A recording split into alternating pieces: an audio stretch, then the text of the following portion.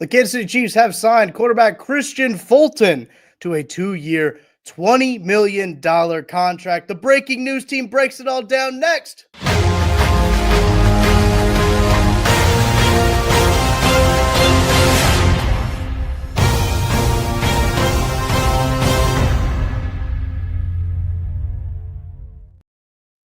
KCSN Breaking News Team. I'm Tucker Franklin, joined with Matthew Lane, breaking down the Chiefs signing quarterback Krisitian Fulton. Kind of an out-of-nowhere signing, Matty, as the Chiefs add to their cornerback room a 2-year contract worth $20 million. 15 of it fully guaranteed.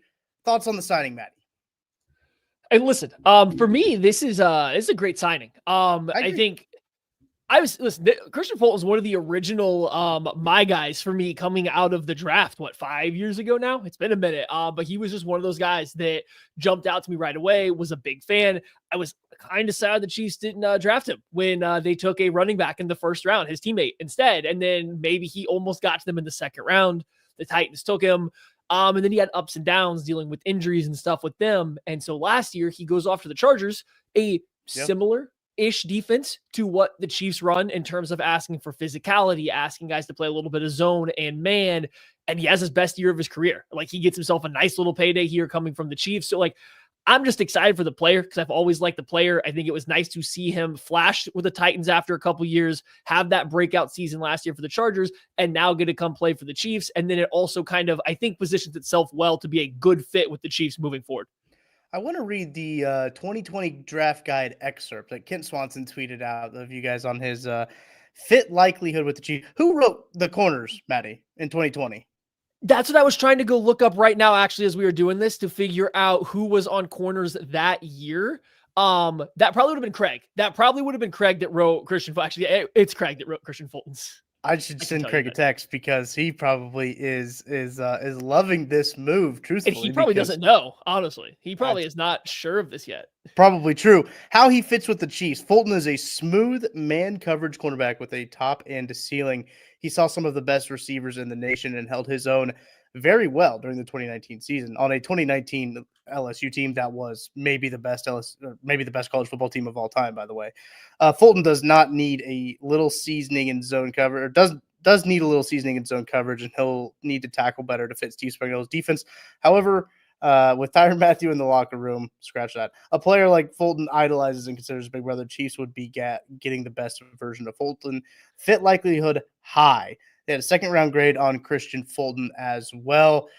Brett Coleman, thank you for chiming in, because right away, Brett Coleman responded to the KCSN breaking news post, and he said, "This hurts me. I am hurt." So you can usually tell by a signing. Matty, we talk about this a lot in the transfer portal with college football. He comes in here to rip us down. Unbelievable. Yeah. What a guy. We usually talk about this in the transfer portal with college football, like how the other team is, fan base feels when the other player leaves, is like how you should feel about the signing or like the addition. It seems like Chargers fans are not okay. Yeah, Chargers fans weren't particularly happy when the Chiefs signed Drew Tranquill 2 years ago, right? And True. I think that, and I'm not necessarily comparing the two necessarily, but I don't think Chargers fans were a huge fan of that. Now, I also think they were more okay with moving on from Tranquill at that time, whereas now it feels like Fulton was a guy that they might have wanted back. A lot of fans wanted back. And then you look at people that do cover the Chargers or fans of that team, like Fulton was, I think, if you look at this cornerback market as a whole, there was some talented guys out there. And if you wanted to drop down from that top tier to the next tier, he was the guy that I think a lot of people were circling as, okay, if last year is a sign of things to come, this is your last chance to get him at what's going to be a good deal for him, like a kind of a bargain on that. And so I think the Chiefs are the team that get to cash in. And yeah, I'm sure as a Brett Coleman and or Chargers fan, that is not a fun thing to look at, because now, I mean, talking about fit, Trent McDuffie, buddy, get back the slot where you're best. Let's put you back in there. Return the demon to where he belongs. This is a 2-for-1 special right here. That's what, Matty, you and I can't remember if we had this conversation on air or off air. I believe it was after the lab last night when we were kind of chatting a little bit. I said, hey, I'd like them to sign a corner, because if you start to look at this room, they're a tweaked ankle away from being in a bad spot like they were last year, right? They're a soft tissue injury away from not being able to cover anybody. Now they got not only Krisitian Fulton here, but then they'll have Trent McDuffie. They'll have Jalen Watson as well. You won't need to have Najee Johnson play as big of a role as he was forced into. You won't need to have Joshua Williams play a big of a role as he was forced into. Those guys can kind of do what they do. Like, I think that makes this room so much more versatile in the secondary. I like adding another cornerback. We talked about it. I think that's kind of what you wanted to do. You wanted to add a little bit more bodies, more depth to this room. But this is quality depth. Like, this is good. This is good quality play. I want to run through his Wikipedia page as well. But man, the contract. Let's talk about that contract number as well. 2 years, $20 million, 15 of it fully guaranteed. Thoughts on that number? Fine with it. I was trying to like process, is there anything that stands out to me about it? And not necessarily, right? Like, you're paying, look at what the corner market's done, right? And I'm not saying that Fulton's at the level of some of these guys that we've seen sign, but look at all these free agent corners that are signing, guys that are signing extensions. The cornerback market is going up and up. It's kind of getting closer to matching the wide receivers, their counterparts. And so if you find a guy like Fulton, who I think is still ascending, but is clearly a competent starting cornerback, and you're telling me you're paying him $10 million per year. Like, what am I going to complain about with that? Right? Like, what, there's nothing to complain about. Like, that's a great deal. If you get even the exact same play that he put on the film last year, I think that's a good deal, let alone the ability to maybe continue to get better as he, got away from whatever that Titan situation was early in his career. So I think it's a great deal. It's a lot of guaranteed. Like, I believe it was 15 million guaranteed. So 15 guaranteed. Yes. How much is, the majority of the contract. So you're taking a quote unquote risk by not giving yourself a particularly easy out of that contract. But I think it's okay for the player that we've seen. Brett Coleman also chatting into the chat. He said, for what Trent does, he's worth it. Blitzes, elite in coverage, plays the run. Nickel is so hard to play, and he's the best. So again, going to be very exciting. He also says his one area where he struggles is 225 plus pound receivers yamming him on the back, shoulder fades, and Fulton can handle that now. Just avoid AJ Brown. Really, I mean, that's all Trevor Duffy has to do is avoid AJ Brown. Like, that's about it. That's been the tail of the tape. Usually, that's been the story. But this is a deal where you mentioned Kristian Fulton. He was on a very good high school team. I believe he went to Archbishop Rummel in Louisiana. Went to LSU. Who was on that juggernaut LSU team. He had a great college career on that LSU team that just put pretty much everybody in the National Football League. And he was the 61st overall pick in the second round of the 2020 draft. Made his NFL debut with the Titans against the Denver Broncos. He had 4 tackles there. He signed with the Chargers March 18th of last year.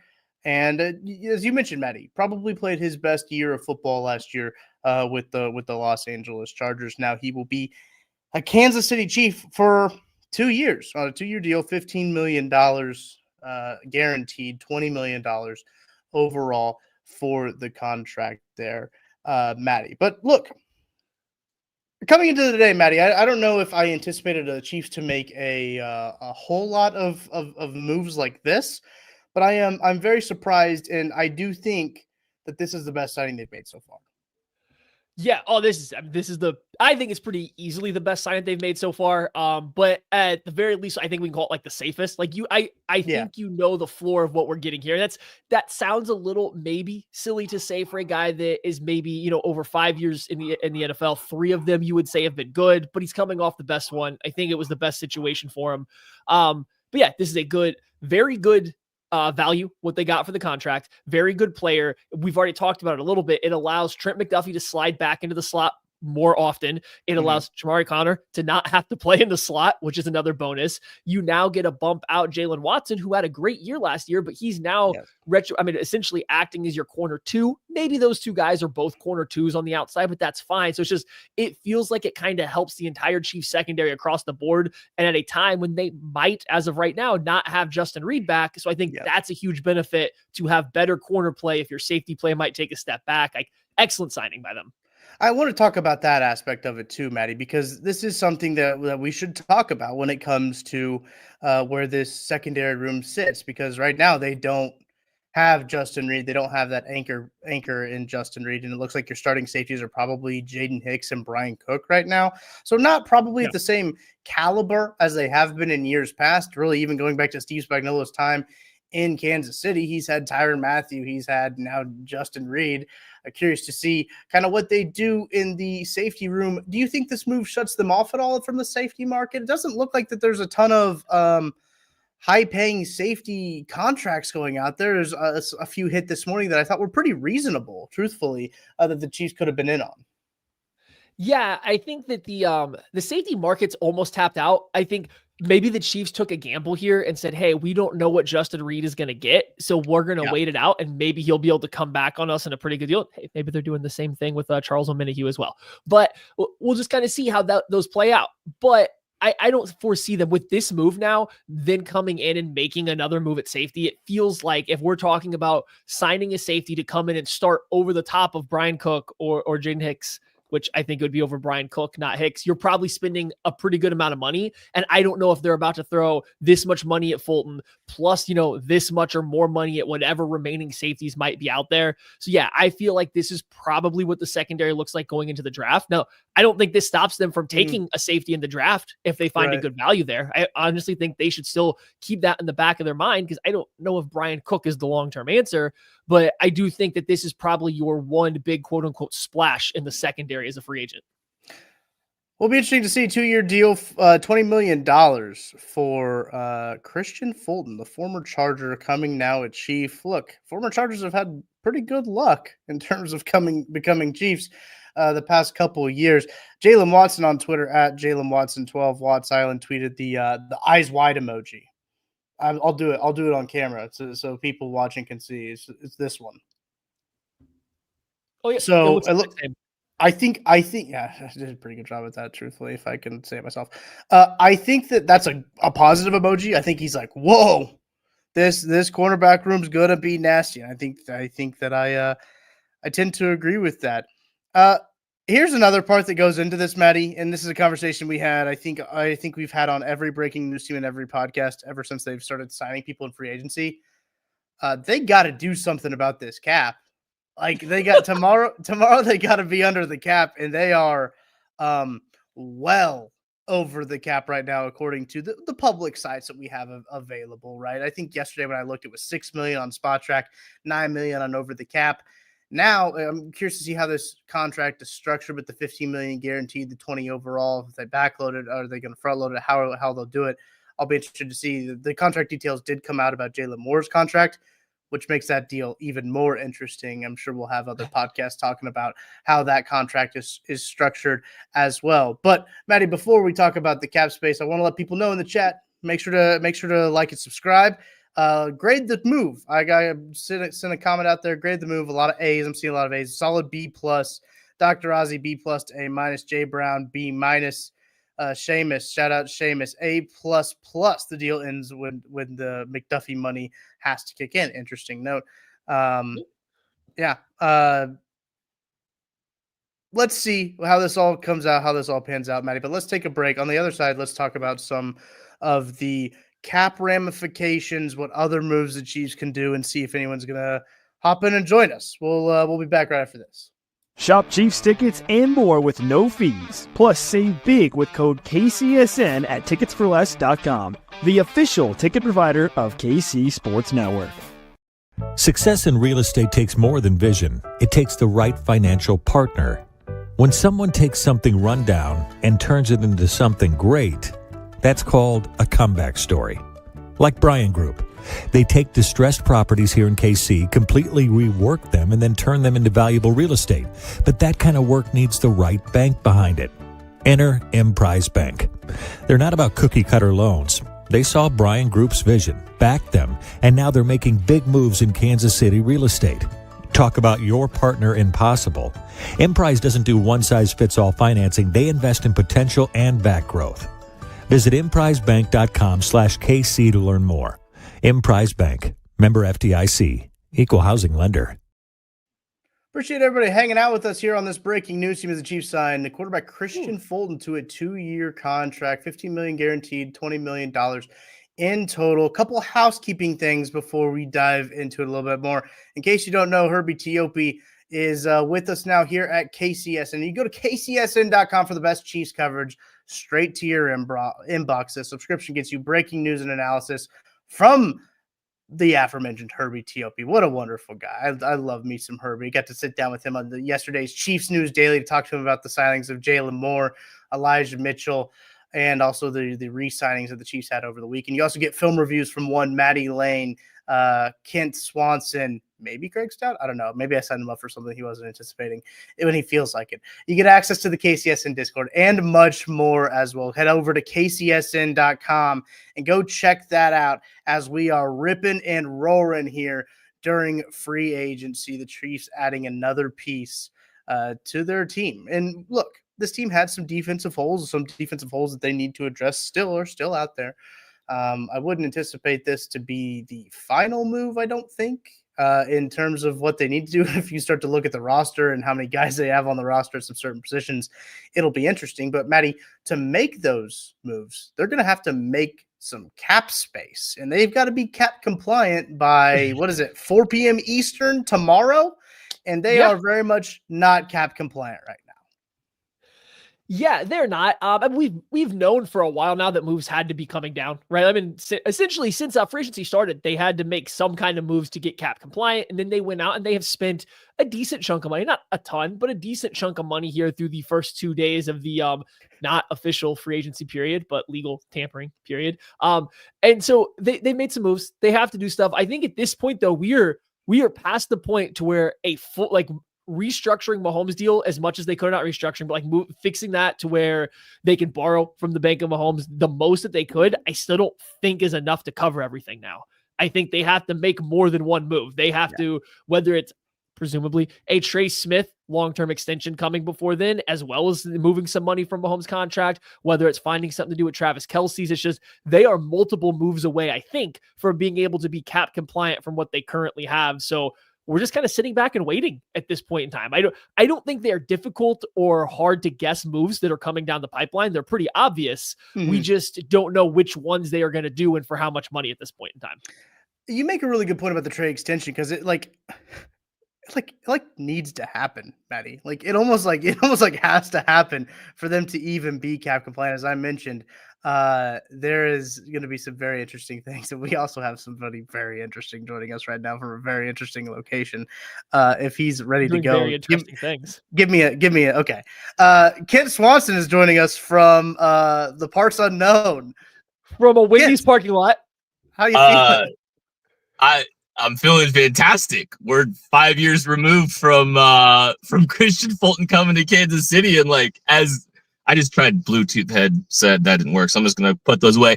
But as part of a group of people that has very good Krisitian Fulton receipts and desires, I'm quite excited that the Chiefs are doing this. I mean, we were really high on him in the KCSN draft guide in 2020. He was cornerback 2 for us back then. So, I mean, we had really strong belief. I believe the Chiefs had interest in Krisitian Fulton in 2020 as well. I do think there was some medical concerns back then as part of the draft making or the decision making process.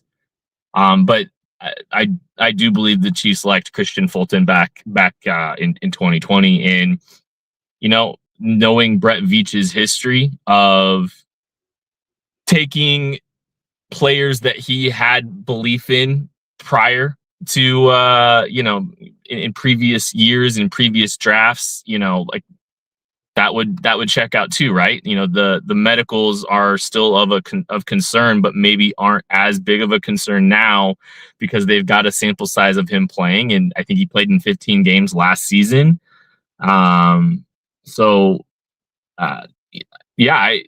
I think, Veach probably feels more comfortable today than maybe coming out of the draft. Kind of like NFL tape kind of trumps everything, I think, with this team, and they have their boxes that they like to check during the pre-draft process and during the draft process and their decision-making on how they're going to set the board. But once you prove it at the league level, I think, exceptions are made, like with arm length or with some of the medicals.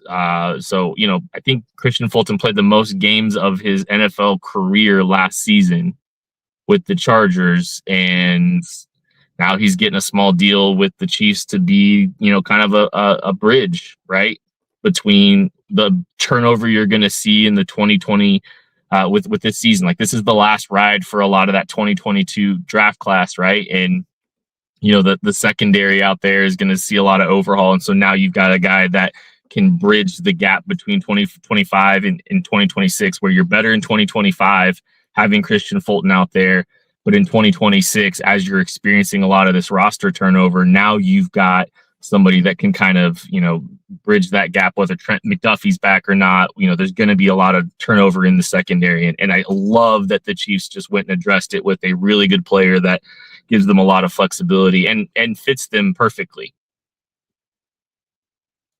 Yeah, I think when Tucker and I kind of jumped into this too, we spent a little bit of time, I think, going right into being excited about it, some of the write-up for the draft guide, the money and the fits and all that stuff. I think we kind of like maybe glossed over a little bit of Krisitian Fulton, like the player, and like what he does do and what he does well. Like, we kind of just jumped right to being excited and how it's going to work. So just, quickly too, Fulton, was a man coverage corner coming out, but like, I think last year you saw him play an expansive amount of zone coverage for the Chargers. That's been what a lot that defense was. And he got a lot better at it. So like, he's got man coverage skills. He's got the footwork, kind of the size and everything you want out of a man cover guy, but he played a fair amount of zone. He's starting to look a little bit better and more comfortable in it. And I think that's big for the Chiefs to have corners that are versatile, because depending on what Spags wants to do on any given week or any given play, they are going to play a lot of zone. They're going to play a lot of man. There's going to be a lot of match principles. So just having another corner that is good across the board is important, because like Jalen Watson was great last year, and Joshua Williams has had flashes, but I wouldn't know if either one of those guys are the most versatile corners in the NFL. They're very big, strong guys, physical. They want to get their hands on players, beat them up at the line of scrimmage, and run with them vertically. I think Fulton gives you a little bit more versatility there out of that corner to play along with Trent McDuffie. And the biggest thing I think we've seen from Fulton going from his rookie season up until now, he's become a fantastic tackler. Like, he's become actually very good in the run game. And that is like bullet point number one to play cornerback for the Chiefs and Steve Spagnuolo, is you have to be a willing and good force player on the outside. I know Asante Samuel Jr., another Chargers corner, very talented player. I don't think he would ever fit with the Chiefs because they would never trust him to come in and make a tackle on the edge. But Fulton's got to the point to where he's very reliable at doing that. And I think that's huge. So it's just, when you start to break down what he does well, where he's gotten better, how he fits, I do think this is a good thing across the board. And I think, Brett alluded to it earlier in the chat. You have a guy now that matches up against these bigger physical outside receivers. So you don't always have to chase them around with Jalen Watson if, and you get a little bit better athlete, a guy with a little bit better or higher ceiling to go across from them. So very, very fun addition, I think. And I just wanted to make sure we did talk a little bit about, his play on the field too, before we completely forgot.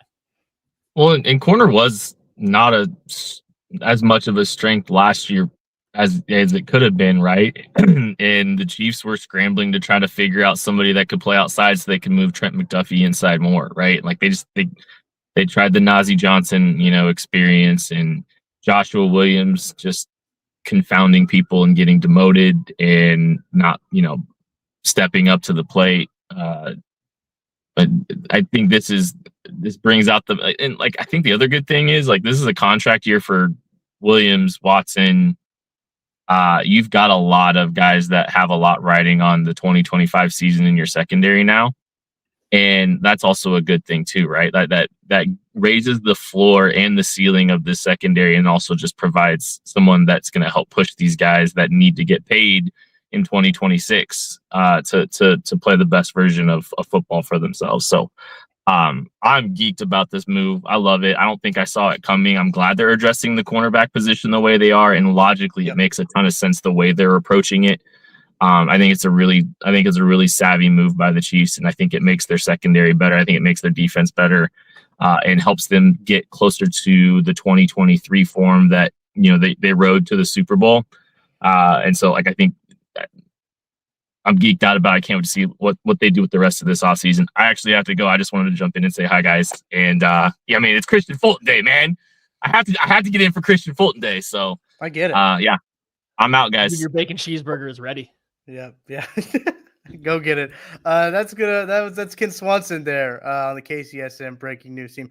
Appreciate him hopping on and sharing some thoughts there towards Krisitian Fulton. I do think it's good that he jumped in here and started sharing about just him as the player, because, Maddie, as you mentioned, we were geeked about the signing, and I do think that was something that we just jumped right into, how great it's going to fit and not necessarily him the player. But I'm looking at Spot Track right now, Over the Cap, I do not believe has the Fulton contract in there. Spot Track does. Well, maybe they do. They have the Chiefs at $19 million over the cap space, so it does look like they do have the Fulton contract in there at over the cap. Spot Track has them at about $17 million over the top 51 cap space. So when we talk about just kind of who's on the team, I think this is a very interesting way to break it down.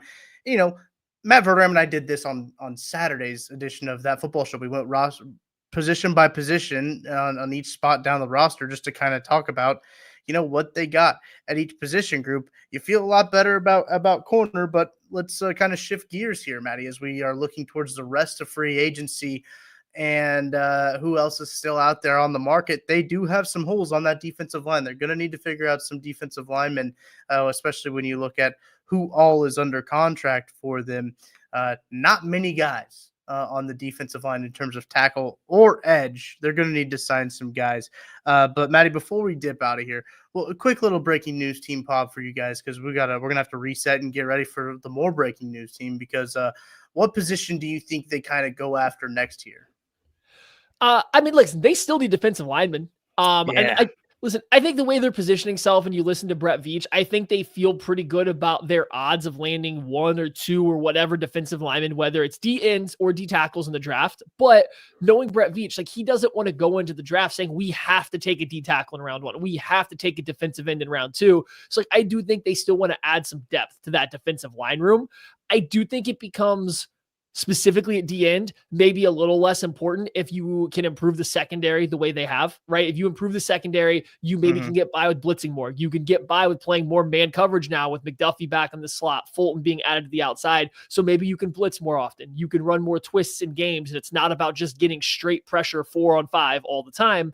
So maybe there's a little bit of a downturn in the need for a D end, but like, they need bodies at D tackle. They do. And the D tackle available players is getting a little slim, but there's still some guys out there. So I do think you see a defensive line addition or two sometime in the near future. I just don't know how quickly it'll come around. Just had a defensive tackle go off the board, actually. Texans are bringing back Mario Edwards Jr. on a 2-year deal, $9.5 million for him. So another one of those defensive tackle options are gone. Let me pull up kind of the defensive tackle options we have here, Matty. We can play a quick little would you rather game, I guess. There's not a lot. There isn't. I have a note from Herbie T.O.P. He said he can't jump on because I sent him a link. You know, gotta give Herbie a chance to, but he wants me to make sure to mention that the Chiefs know Krisitian Fulton very well. They had a formal interview with him at the 2020 scouting combine. And so they are very well and as Kent mentioned when he hopped on here, the Chiefs like Krisitian Fulton. This is a deal where they are very much a fan of him and what he has been able to do. But all right, let me do my best Matt Verderame impression and try to pull up this free agency list as quick as possible, because that guy, I tell you what, he can find things so fast. I don't know how he Googles so fast, but he does. We are looking for available defensive linemen in 2025. Let's go down the list here. Do you want me to sort by age? Is there anything you want me to sort by, Matty? I mean, you can sort however you want. I got my list of guys like I kind of had for fits up here. And I'll tell you what, I have 12 players. I'm trying to look at how many guys. We had a lot of players on here. We are down to 1, 2, 3, 4, 5, only 7 players left on this board that had, I believe, 18 guys on it starting. So like, we're getting pretty low, and some of those guys are kind of lower fits. So we'll have to see. You can run through the either or. Like, I got limited options here. I'm going to sort by previous AAV, so previous amount of money that they made. We're going to go high to low. Dermont Jones. He's not on my list because I forgot about him.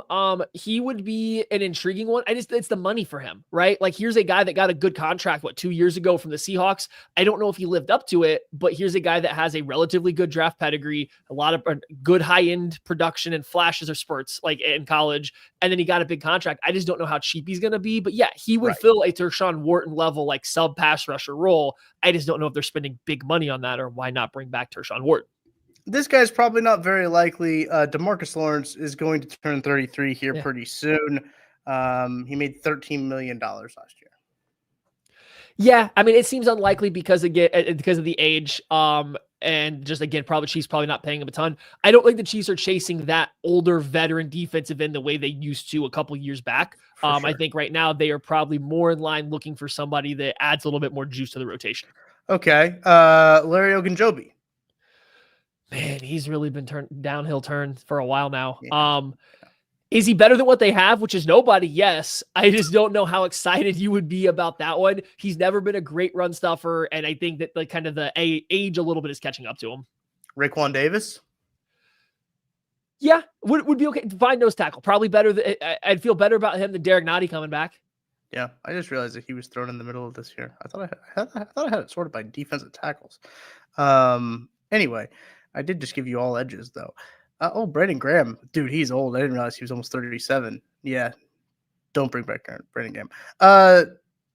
Who are some of your fits that you have here, Maddie? That we should be looking for. Here's some guys. Okay, so Deshaun Hand, he was, I believe, released recently. He's another nose tackle type. I think of the guys left, he's probably one of my favorites. I just think that he would kind of fit a lot of what the Chiefs like. You know, he can do the two gapping next to Chris Jones that allows Chris Jones to be a little bit more aggressive in what he does. Same thing with Roy Lopez. He played for the Cardinals last year. He was very underappreciated, but decent there. And those two guys are pure nose tackles. They don't offer anything as a pass rusher. I think the Chiefs have missed the boat on nose tackles that also provide you a little bit of pass rush, but those two guys are still available. So I would be intrigued with them over a Nottie. I mean, maybe even a Pennell, even though I think Mike Pennell did play pretty good last year, but I think both those guys have a little bit higher upside, could play longer than, 1-year contracts at a time. And then if you want to go the other way, and this is where I said, you're getting real thin out here. Levi Onwuzurike, with the Lions, he's kind of dealt with some injuries, but as a backup 3-tech, as your Tershawn Wharton replacement, as a situational pass rusher and stuff like that to spell Chris Jones, I still think there's a little bit of upside there with like his length and like agility profiles. But that's kind of it. It feels pretty limited after this point. We'll see what the Chiefs do. They could obviously mix it up in the trade market if they want to go after somebody there. I still think they need some bodies in the wide receiver room. They might wait and see what they can do there. Or as Nate Taylor has said, Juju Smith-Schuster seems like likely an option for them to add a guy to run some phantom X wide receiver snaps out there.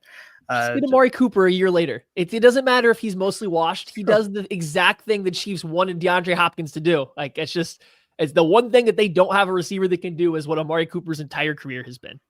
Yeah, it's fair enough. All right, that's going to do it for this Breaking News Team episode. Very quick one. I just wanted to note, Maddie, I don't know if you noticed the shirt I was wearing. Oh, look at the XFL shirt in there. I like that one. That's a good one. Is that it's not a He Hate Me shirt, though. I don't. Now, this is an OG XFL shirt from 2001. I'll stand up. This is not a very good audio bit, but the this visual, is a great audio bit. The visual people will get it. I mean, listen, come it's a 2001 black T-shirt with the original XFL black helmet on there. It's got the logo. It's got everything going. It's a beautiful shirt. You got to tune in. If you just listen to this, you got to go find it on YouTube now, actually, and wait until roughly 33 minutes and 55 seconds into the podcast to check out Tucker's shirt. Exactly. That's how we get you. Is you gotta watch this show as well. But appreciate everybody hanging out with us. We got we had almost 800 of you hanging out with us talking about Krisitian Fulton signing a 2-year deal. $20 million, $50 million of it guaranteed with the Kansas City Chiefs. Appreciate Ken Swanson for hopping on a little bit. Maddie Lane for breaking it down with me. I'm Tucker Franklin. Make sure to go to kcsn.com for breaking news and analysis from Herbie Teope. Also film breakdowns from Maddie Lane and Ken Swanson, as well as analytical breakdowns from Joseph Hefner. So that's going to do it for this Breaking News Team. We'll be back in about 25 minutes when the Chiefs re-sign Juju Smith-Schuster. Let's go. Never wrong, just early on Fulton.